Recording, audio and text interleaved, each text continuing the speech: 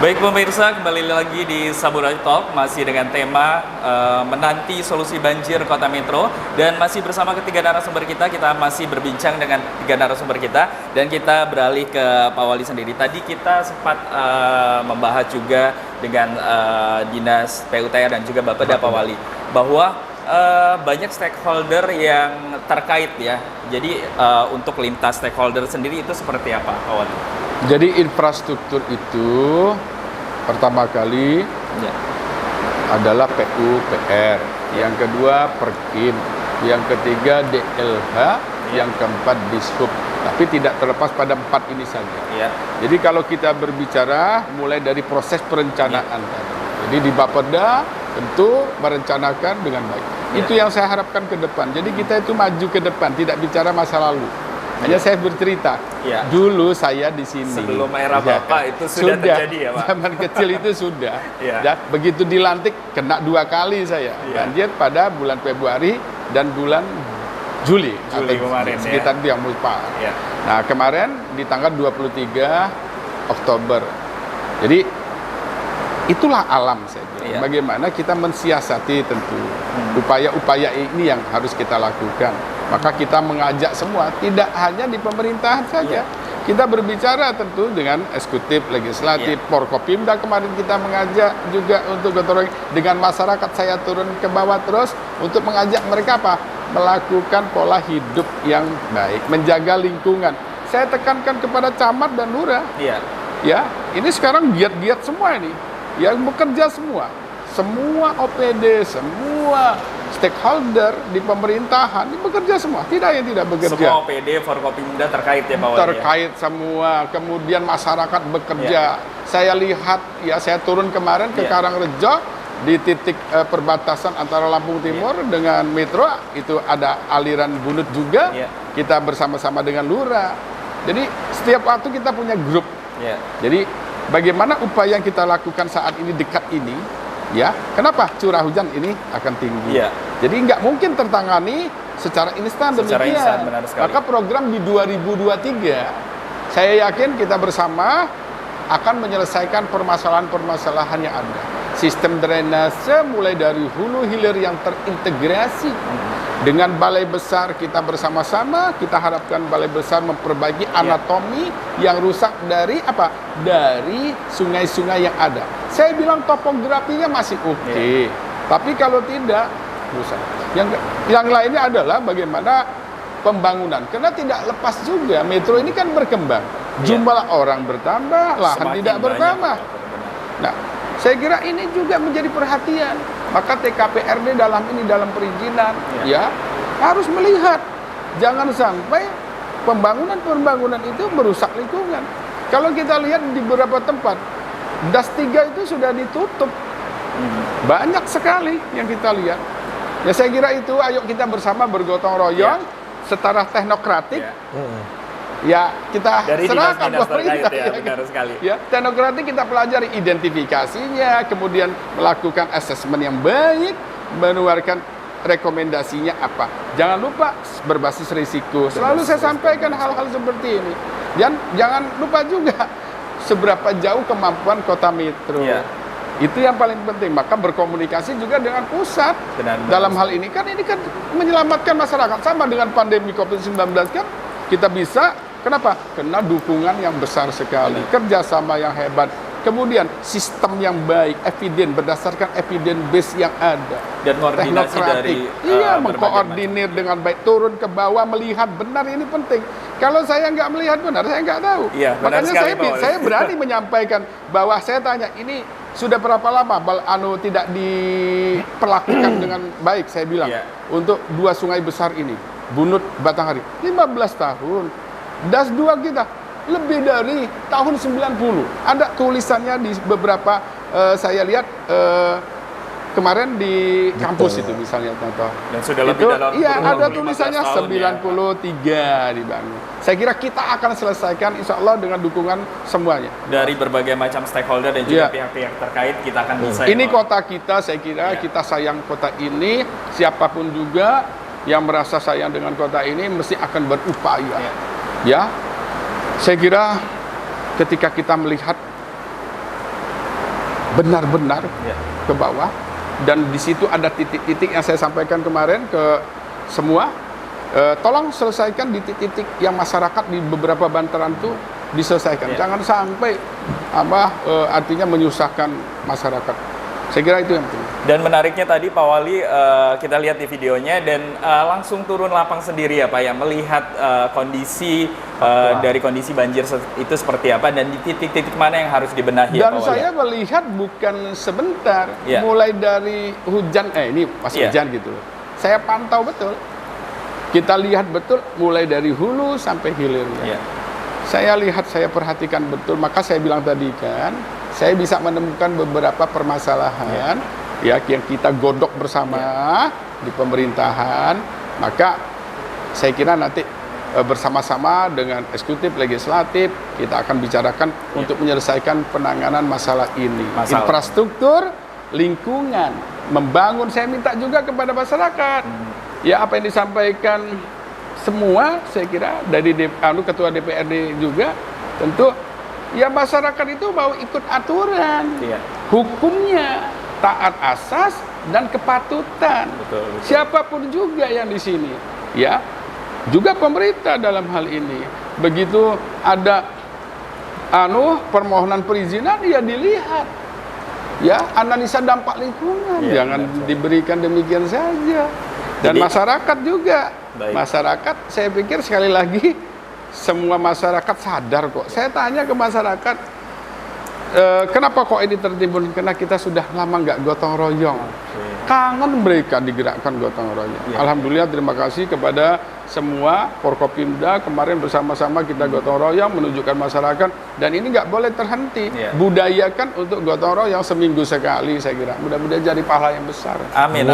Terima kasih Pak Wali. Dan memang bukan hanya melihat dan juga menerima laporan dari stakeholder terkait ya, kemarin langsung turun lapang sendiri. Saya ingin menyampaikan juga, saya mengamati beberapa daerah, kecuali Lawu agak lama, karena dia di bantaran pinggir bener, setengah jam sudah surut. Kemudian di 22 itu juga itu agak cenderung lama, 1 jam, tapi surut semua. Jadi hilang air itu. Tidak lebih lah, kalau curah hujan kemarin kira-kira besar sekali ya. Mulai dari jam 18 lewat 15 sampai 19 lebat itu 19 lewat 30 lah. Lewat 40 sekitar itu yang menurut saya. Ya, kemudian rintik-rintik sampai jam setengah 1 yang kita amati dari 19 jam 20 lah, jam 20, jam 21 sudah surut di beberapa tempat, tetapi di daerah seperti TK Al-Quran itu ya kena cekungan dekat sawah juga. Karena ada drainase juga, ada drainase juga. Itu yang cukup lama itu. Dan kita beralih ke Pak Anang dari Bapeda. Ini kalau misalnya kita melihat editorial yang tadi kita saksikan bahwa ada titik-titik pemukiman yang terjadi banjir nih Pak Anang ya, berada di bawah pemukiman jaringan irigasi utama. Terus juga tidak ditopang dengan jaringan drainase yang mapan. Itu seperti apa Pak? Karena tadi kita melihat editorialnya ada beberapa titik yang memang luar biasa itu banjirnya ya Pak ya. Itu seperti apa Pak Anang? Baik, tadi saya sempat sampaikan bahwa yang paling utama itu kita tahu analisa situasinya. Jadi apa yang menyebabkan persoalan ini, determinannya kita ketahui dulu. Itu yang jauh lebih penting begitu. Sehingga terjadi apa yang ada di tayangan video tadi. Pertama, melihat persoalan-persoalan itu, Metro ini juga sudah mendesain beberapa hal yang terkait dengan penanganan banjir. Maka ada 2 hal, secara menggunakan metode struktur dan non struktur begitu.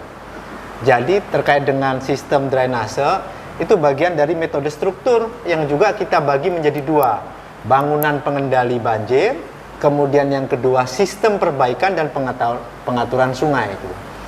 Pada sisi bangunan pengendalian banjir ini ada beberapa hal juga yang kita juga sudah mendesain gitu. Ini dalam bentuk roadmap, itu yang juga akan segera kita lakukan. Mengingat Metro tadi itu cekungan. Cekungan itu jenis tanahnya aluvial. alluvial soil gitu. Ya. Jadi itu tanah yang dihasilkan dari endapan-endapan gitu. Maka tadi Pak Wali sempat sampaikan 1 jam hujan penuh, setengah jam atau 1 jam kemudian itu dia surut. Karena memang kondisi tanahnya alluvial dan memang cocok untuk persawahan. Ini sudah Allah takdirkan ini. Hanya pengelolaannya yang belum bisa, yang mesti harus baik dilakukan. Bangunan pengendali banjir yang kita akan lakukan dan sudah beberapa lakukan. Pertama adalah bangunan dam, waduk. Ya. Ini ada beberapa juga yang akan menghibahkan begitu untuk membuat dam, waduk. Kemudian juga membuat kolam retensi atau penampungan. Kemudian yang ketiga pembuatan cek dam, daerah tangkapan sedimen. Ini yang memang belum ada. Maka terjadi di beberapa saluran air drainase itu terjadi penumpukan sedimen. Karena memang cek dam, penangkapan sedimennya memang belum ada. Dan ini menjadi konstruksi dalam pengendalian banjir. Kemudian bangunan pengurangan kemiringan sungai seperti ground seal, drop structure gitu. Itu juga menjadi substansi dalam penanganan banjir. Termasuk retending basin. Jadi mekanisme kolam saluran sungai itu, termasuk pembuatan polder. Ini yang terkait dengan bangunan pengendali banjir. Model struktur yang kedua itu penanganan perbaikan atau pengaturan sungai, seperti perbaikan tadi Pak Kadis PU ada untuk pengerukan sedimen, untuk memperbaiki morfologi sungai, untuk meningkatkan performance sungai, itu river improvement.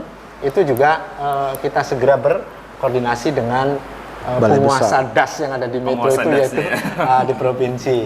Kemudian pembuatan tanggul, juga membuat bypass shortcut ataupun sodetan begitu. Lalu sistem drainase khusus. Kemudian yang juga nggak kalah penting non struktural. Tadi beberapa kali Pak Wali juga sampaikan. Di antaranya pengelolaan DAS. Pengelolaan DAS ini Metro kan ketempatan dari lahir lah itu DAS itu memang sudah ada di Metro gitu. Tapi pengelolaannya sama provinsi. Ini mesti harus dilakukan sinkronisasi koordinasi yang baik antara penguasa itu. Kemudian pengaturan tata guna lahan, kita mesti harus perkuat lagi TKPRD terkait dengan fungsi lahan, tata guna lahan, termasuk nanti ada kaitannya perizinan bangunan dan sebagainya. Kemudian pengendalian erosi, kemudian pengembangan dan pengaturan daerah banjir. Ini yang metode non struktural. Kemudian penanganan kondisi darurat, termasuk penyuluhan pada masyarakat. Ini ya saya pikir Pak Wali ini bukan hanya di Metro aja kita dihadapkan persoalan mindset begitu kan, persoalan bagaimana masih juga ditemui masyarakat juga langsung buang sampah di selokan, buang sampah di saluran air. Kita saksikan betul saat kita dan itu memang kondisi faktual. Jadi memang harus ada kesadaran dari masyarakat juga ya, Pak Anang dan juga Pak Wali. Pak Anang, dari Bapeda sendiri tadi sempat dibahas adalah soal perizinan. Ini kan ada beberapa hotel, ada Pool Damri juga yang tadi kita lihat di editorial bahwa itu menyentuh irigasi dan juga aliran sungai. Itu seperti apa dalam hal tupoksi dari Bapeda sendiri terkait perizinan? Ya, baik.